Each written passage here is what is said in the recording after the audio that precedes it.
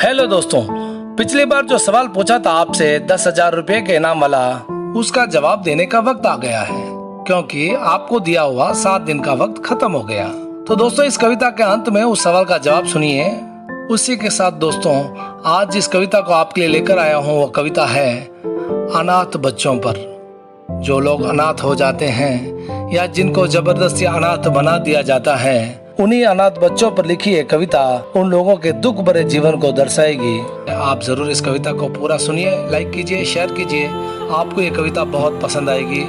तो दोस्तों, मैं हेम प्रकाश प्रजापति आपका स्वागत करता हूँ मेरे मन की बात में। आज जो कविता आप लोगों के लिए लेकर आया हूँ उस कविता का नाम है अनाथ बचपन।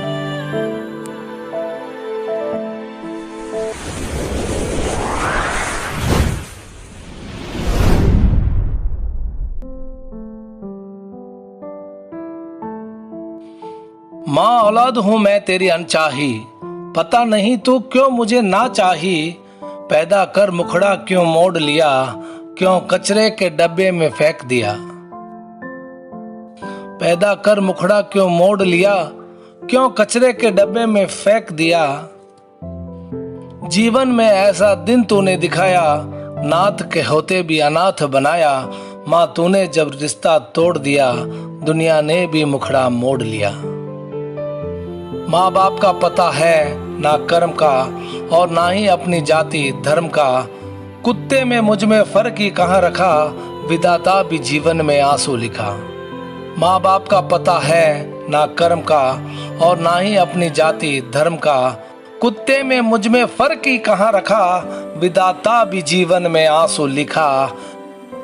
सब लोगों की जुटन को खाकर, पापी पेट की आग बुझाकर, मैले फटे कपड़ों में लिपटा, सदा सड़कों पर ही सो जाता। माँ शुक्र है कि मैं तो लड़का हूँ, अगर लड़की पैदा हुआ होता कोई मुझे बेच दिया होता और किसी कोठे पर बिठा दिया होता। लड़का हूँ मैं तो भी ये खतरा है, आंख फोड़ देंगे हाथ तोड़ देंगे, किसी गली चौराहे पे खड़ा करके हम अनाथों से भीख मंगवाएंगे। ना हम अनाथों के आगे कोई और ना हम अनाथों के पीछे कोई। हम अनाथ अगर मर भी गए तो ना हम अनाथों पर रोने वाला कोई। हम अनाथ अगर मर भी गए तो ना हम अनाथों पर रोने वाला कोई। 9 महीने पेट में ही रखा मुझे, अपने ही खून से सींचा है मुझे। मुझको इसमें संदेह नहीं फिर क्यों, ममता का ऐसा रूप तूने दिखाया। लोगों से सुना माँ होती है कैसी, पर मुझको तू माँ मिली ऐसी कैसी। यूं मर मर कर जीने छोड़ा ना होता, छोड़ना ही होता तो मार दिया होता। लगता है मुझको यह जीवन है भारी, रह गया जीवन अब तेरा आभारी। मुझ पर जो रह गया यह कर्ज तेरा, चुकाऊं तो कैसे अपना फर्ज मेरा। मुझसे कभी तू मिलने भी आती, ममता तो मुझ पर भी जरा लुटाती। या जाते जाते अपना पता दे जाती, जीवन में मिलने की वजह दे जाती। माँ तो होती है सदा ममता की मूरत, फिर क्यों मुझे कभी दिखाई ना सूरत। केवल पैदा करना ही माँ का फर्ज नहीं, जन्म के बाद क्या तेरा कोई फर्ज नहीं। माँ तो बच्चों की पालनहार है, पर तुमने तो मुझे कभी पाला नहीं। जहां मुझे तेरा कर्जदार होना था वहां तू अब मेरी कर्जदार बन गई। माँ तो बच्चों की पालनहार है, पर तुमने तो मुझे कभी पाला नहीं। जहां मुझे तेरा कर्जदार होना था वहां तू अब मेरी कर्जदार बन गई। इस अभागे का कर्ज चुकाने को क्या सोच रही हो मेरी माँ बनने को। इस जन्म में तुमसे हुई भूल को अगले जन्म में उसे सुधारने को।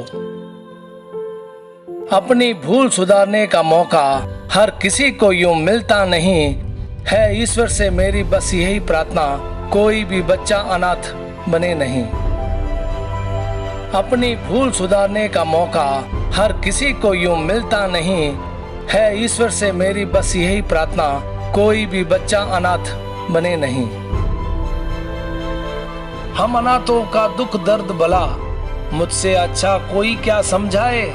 लोग जी जी कर एक बार मर जाते, हम एक बार जीने को बार बार मरते। हम अनाथों का दुख दर्द भला, मुझसे अच्छा कोई क्या समझाए।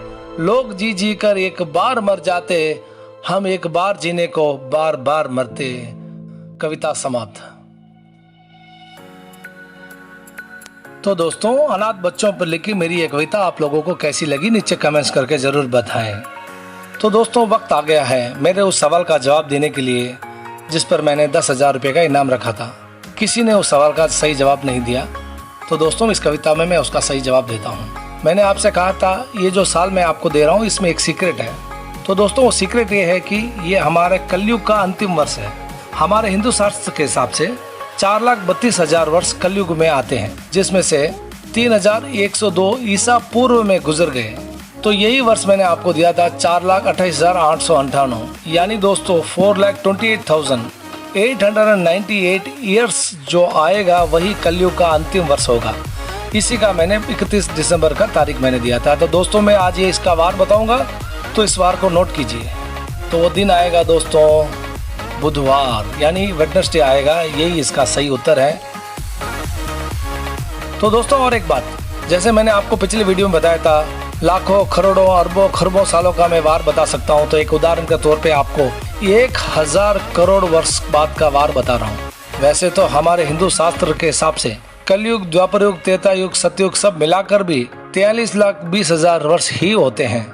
1,000 करोड़ वर्षों का वार बताऊंगा जनवरी 1 का। तो दोस्तों नोट कीजिए, ये है शनिवार। इस पूरे संसार में ये कोई नहीं बता सकता है, और मेरे बनाए इस फार्मूले की मदद से मैं किसी भी अनगिनत वर्षों का वार केवल 30 सेकंड में बता सकता हूँ।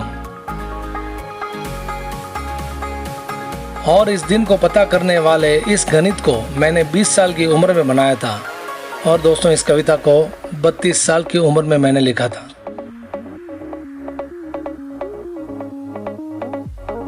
और दोस्तों आप लोगों के लिए कुछ प्रूफ गूगल से निकाला हुआ, स्क्रीन को रोककर इसे ध्यान से पढ़ें।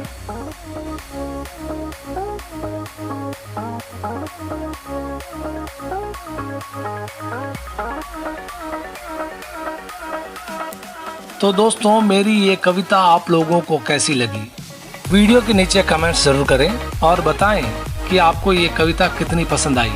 तो दोस्तों मेरे इस वीडियो को लाइक कीजिए, शेयर कीजिए, मेरे इस चैनल को सब्सक्राइब कीजिए।